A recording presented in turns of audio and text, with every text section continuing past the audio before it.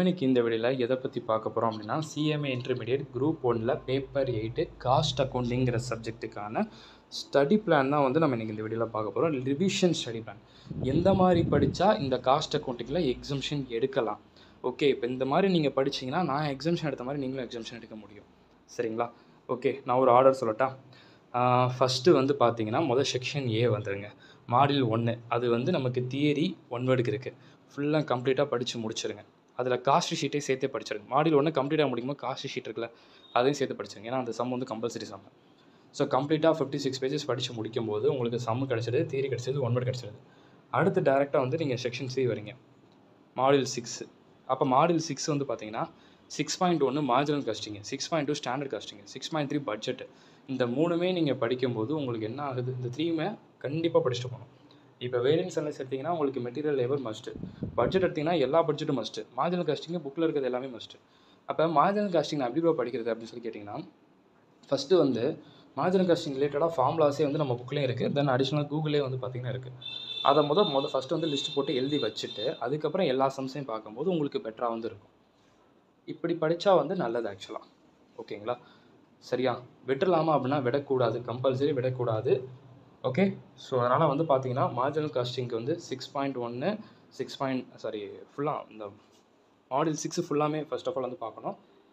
Theoretical அப்படின்னு சொல்லும்போது சும்மா அந்த அட்வான்டேஜ் லிமிட்டேஜஸ் அது படிச்சுக்கோங்க. மேபி வேணால் கேட்கலாம். மேபி தான் சொன்னேன், கண்டிப்பாக அங்கே இருக்கும், நீங்கள் அதை படித்து தான் ஆகணும் அப்படின்னு நான் சொல்ல வரல. மேபி வேணால் கேட்கலாம், ஒன்றுமே தெரியாமல் இருக்கக்கூடாது நம்ம அந்த டைமில் கேட்டாங்கன்னா. அதுக்காக சும்மா ரீட் மட்டும் பண்ணிக்கோங்க அப்படிங்கிறக்காக நான் சொல்கிறேன். நெக்ஸ்ட்டு பார்த்தீங்கன்னு வச்சுக்கோங்களேன், அடுத்து மாடியூல் உங்களுக்கு பார்த்தீங்கன்னா நெக்ஸ்ட்டு வேறு என்ன இருக்குன்னா மாடியூல் 2 வந்துருங்க. காஸ்ட் அசைன்மெண்ட் இருக்குது. இதில் பார்த்தீங்கன்னா material cost, labour cost, direct expenses, over ஹெட்ஸ்னு சொல்லி 4 டாபிக்ஸ் இருக்குது. 4 டிஃப்ரெண்ட் டைப் ஆஃப் டாபிக்ஸ் இருக்குது. இந்த 4லேருந்து கண்டிப்பாக பார்த்தீங்கன்னா மினிமம் 1 மேக்ஸிமம் 2 சம்ஸ் கேட்பாங்க. ஆனால் எதுனாலும் கேட்பாங்க. ஸோ அதனால் நீங்கள் மெட்டீரியல் அப்படியே விட முடியாது, லேபரை நம்பி விட முடியாது, டைரக்ட் எக்ஸ்பென்சஸ் விட முடியாது, ஓவர் ஹெட்ஸை விட முடியாது. அந்த 2 எது வேணாலும் இருக்கலாம்ல. இப்போ நீங்கள் ஓவர் ஹெட்ஸ் விடுறீங்க, அவங்க மேபி மெட்டீரியல் ஓவர் ஹெட்ஸ் கேட்டாங்கன்னா என்ன பண்ணுவீங்க? ஓகே, ஸோ அதனால் அதை நீங்கள் விட முடியாது, விடவும் கூடாது. ஸோ மாடியூல் 2 கம்பல்சரி எல்லாமே நீங்கள் பார்த்து தான் ஆகணும். சரிங்களா? அடுத்து மாடியூல் 3. மாடியூல் 3 பார்த்தீங்கன்னா ஒன் வேர்டுக்கு இம்பார்ட்டன்ஸ் கொடுங்க. ஏன்னா அந்த நம்பர் கொடுத்து 1 வேர்டு கேட்பாங்க. ஸோ அதனால் 1 வேர்டுக்கு இம்பார்ட்டன்ஸ் கொடுங்க. தியரி அப்படின்னு சொல்கிறது மேபி வேணால் கேட்கலாம். ஓகே, மேபி வேணால் இருக்கலாம். கண்டிப்பாக இருந்துச்சு அப்படின்னா நான் என்ன சொல்ல வரேன்னா, இப்போ ஒரு எக்ஸாம்பிள் சொல்கிறேன். 2ல் ஏ சிஏஎஸ் 1 பற்றி சொல்லுங்கன்னு சொல்கிறாங்க. 2ல் பி காஸ்ட் ஷீட் கேட்டிருக்காங்க. இப்போ காஸ்ட் ஷீட் உங்களுக்கு தெரிஞ்ச சம். 2ல் ஏ பார்த்தீங்கன்னா சிஏஎஸ் தெரியாதது இது அப்படின்னு சொல்லிட்டு விட்டு வந்துடுவீங்களா? விடக்கூடாதுல்ல. அதுக்காக தான் நான் என்ன சொல்கிறேன்னா, சிஏஎஸ் ஜஸ்ட் மீனிங் தானே, அங்கே எப்படி ப்ரெசென்ட் பண்ணிக்க மட்டும் பாருங்கள். அப்ஜெக்டிவ், ஸ்கோப்பு இந்த மாதிரி ஒரு ஹெட்டிங் கொடுத்துருப்பாங்கள்ல, அதை மட்டும் பார்த்தீங்கன்னா ஜஸ்ட்டு படித்து வச்சுக்கோங்க. எக்ஸாம் பாயிண்ட் ஆஃப் வியூ நம்ம எடுத்து எழுதும்போது மேபி நமக்கு யூஸ் ஆகலாம். ஸோ அதனால் அதை நல்லா மட்டும் படித்து மட்டும் வச்சுக்கோங்க. மேபி நமக்கு அது யூஸ் ஆகலாம் அப்படின்னு நான் சொல்ல வரேன். ஓகே, ஸோ மாடியூல் 2 அதுக்கு நீங்கள் இம்பார்ட்டன்ஸ் மட்டும் கொடுத்து வச்சுட்டா போதும். சரியா? ஓகே, அடுத்து மாடியூல் 3 சிஎஸ், அதுக்கு மட்டும் அந்த மாதிரி மட்டும் படிச்சுக்கோன்னு நான் சொல்லுவேன். மாடியூல் 4 காஸ்ட் புக் கீப்பிங் சொல்கிறாங்க. இதில் பார்த்தீங்கன்னா 2 கேட்டகரி ஆஃப் ப்ராப்ளம்ஸ் ஆக்சுவலி நமக்கு இருக்குமா? ஓகே, அதாவது பார்த்துக்கிட்டிங்கன்னா ஒன்று நார்மல் காஸ்ட் புக் கீப்பிங், அதுக்கப்புறம் பார்த்தீங்கன்னா ரெக்கன்சிலேஷன் சொல்கிறோம். அந்த profit as per financial account, profit as per cost account, அந்த ஒரு ரெக்கன்சிலேஷன் விடவே கூடாது. கம்பல்சரி அது கொஷின் பேப்பரில் இருக்கக்கூடிய ஒன்று. ஸோ அதை விட்டுறாதீங்க. ஓகே, ஸோ மாடியூல் 4ல் ஃபுல்லாமே பார்த்து தான் ஆகணும். அதில் எஸ்பெஷலி அந்த ரெக்கன்சிலேஷன் விட்டுறக்கூடாது. ஓகே, தட்ஸ் ஆல், அவ்வளோதான். அதுக்கப்புறம் கடைசியாக ஒரு ஸ்டேஜ் வரீங்க, மெத்தட்ஸ் ஆஃப் காஸ்டிங். இந்த மெத்தட்ஸ் ஆஃப் காஸ்டிங் படிக்கும்போது ஃபஸ்ட் என்ன பண்ண தெரியுமா, கான்ட்ரா காஸ்டிங் படித்து முடிச்சோம். இருக்கிற எல்லா சமயத்தையும் பார்த்து ஒர்க் அவுட் பண்ணிடணும். அடுத்து ப்ராசஸ் காஸ்டிங்கில் 3 கேட்டகரி ஆஃப் ப்ராப்ளம்ஸ் வரும். ப்ராசஸ்லேயே 3 கேட்டகரியில் எதுனாலும் கேட்கலாம். அதுதான் ஒரு பெரிய ஒரு டாஸ்க்கு. நம்ம இதுதான் கேட்பாங்க நம்பி கூட போக முடியாது. இப்போது நார்மலாக வெறும் ப்ராசஸ் அக்கௌண்ட் மட்டும் ப்ரிப்பேர் பண்ண சொல்கிறது ஒரு மாடல், ஈக்குவலண்ட் ப்ரொடக்ஷன் சொல்கிறது ஒரு மாடல், இன்னொன்று ஜாயிண்ட் பை ப்ராடக்ட்ஸ்ங்கிறது ஒரு மாடல். 3 மாடலில் எதுனாலும் கேட்கலாம். ஆனால் நம்ம கெஸ்ஸு மட்டும் பண்ண முடியாது. இதுதான் கேட்டிருக்காங்க, கெஸ் பண்ண முடியாது. அதுதான் ஒரு பெரிய ஒரு இது. அடுத்து லாஸ்ட்டு ஆப்ரேட்டிங் காஸ்டிங். அதே தான்.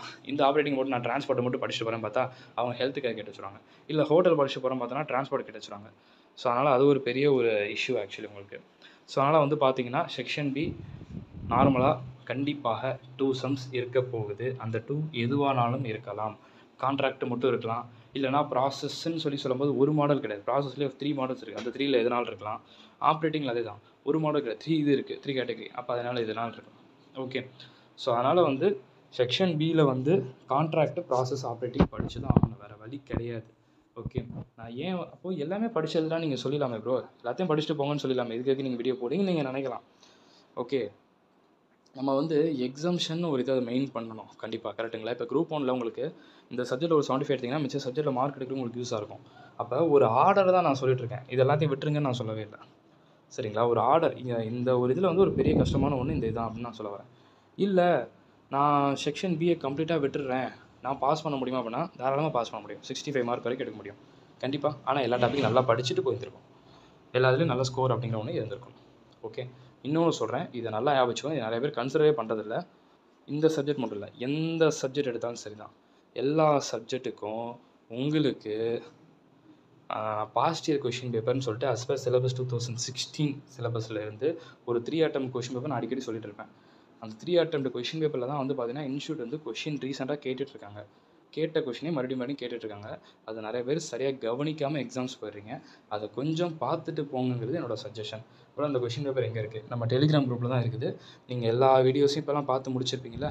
அதுக்கப்புறம் மறுபடியும் நான் ஷேர் பண்ணுறேன். ஆல்ரெடி குரூப்பில் தான் இருக்குது. நான் நேற்றுக்கு தான் ஷேர் பண்ணியிருக்கேன். நேற்று நைட்டு தான் ஷேர் பண்ணேன். நீங்கள் நேற்று டைம் வச்சு கூட கொஞ்சம் ஸ்க்ரோல் பண்ணி அந்த குரூப்பில் செக் பண்ணி பார்த்துக்கோங்க. கிளியராக இருக்குது. ஓகே. கண்டுபிடிச்சலாம். அப்படி கண்டுபிடிக்க முடியாத பட்சத்தில் நான் ஆஃப்டர் 2 days மறுபடியும் நான் ரீஷேர் பண்ணுறேன்னு நான் சொல்ல வந்தேன். ஓகே. இந்த ஆர்டரில் மட்டும் படிங்கன்னு தான் நான் சொல்ல வரேன். தென் வெயிட்டேஜ் இப்படி தான் இருக்கும் அப்படிங்கிறத நான் சொல்லிட்டேன். சரிங்களா? ஓகே. இந்த சப்ஜெக்ட்டுக்கு எப்போயுமே நீங்கள் ஒரு ஸ்பெஷல் கேர் எடுத்து கண்டிப்பாக கொடுத்து தான் ஆகும். வேறு வழி கிடையாது. இப்போ உங்களுக்கு ஒரு ஐடியா தெரிஞ்சிருக்கும். ஓகே, இப்போ இது வந்து இவ்வளோ இம்பார்ட்டன்ஸ் கொடுக்காங்கிறது ஒரு ஐடியா வந்துருச்சு. கரெக்டுங்களா? அதே மாதிரி நல்லா பார்த்து ப்ரிப்பேர் பண்ணுங்கள். Wish you all the very best. எல்லா சப்ஜெக்ட்டுக்குமே வந்து பார்த்தீங்கன்னா இப்போ என்ன ஆயிடுச்சு, last minute revision study plan ready ஆகிடுச்சு. இனிமேல் என்ன பண்ணால் போதும், ப்ரிப்பேர் பண்ண வேண்டியது உங்களோட வேலை. ஒன் வேர்டை வந்து எப்படி ஃபோக்கஸ் பண்ணுறது, தியரி வந்து எவ்வளோ லைன்ஸ் எழுதுறது, ப்ரெசன்டேஷன் வந்து எப்படி இருக்கணும் அப்படிங்கிறத அப்கமிங் வீடியோவில் நம்ம பார்க்கலாம். ஓகேங்களா? பாய்.